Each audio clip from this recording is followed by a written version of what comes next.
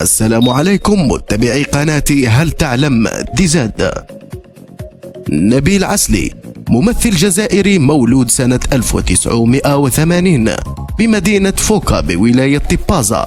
قرر سنة 2002 الالتحاق بمعهد برج الكيفان للفنون الدرامية قسم التمثيل، والتخرج في 2006 بدأ مسرح الهواة، وبعدها اتجه إلى مسرح حركة مسرح القليعة المعروفة والتي كانت تنشط كثيرا في مسرح الهواة. قام بالدراسة في معهد العالي للفنون الدرامية ببرج الكيفان بالعاصمة، وبعدها اشتغل في المسرح الوطني، وبالتالي بعدها شارك أول تجربة سنة 2009 هو فيلم سينمائي حراقة للمخرج الجزائري المعروف مرزاق علواش.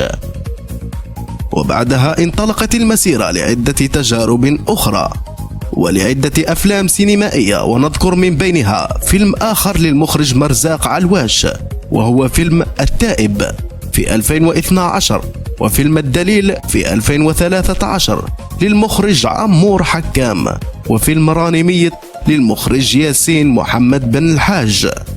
متابعي قناتي هل تعلم، لا تنسوا الاشتراك في قناتنا، لا تنسوا الضغط على زر الإعجاب، ولا تنسوا تفعيل الجرس كي يصلكم الجديد كل يوم. إلى اللقاء.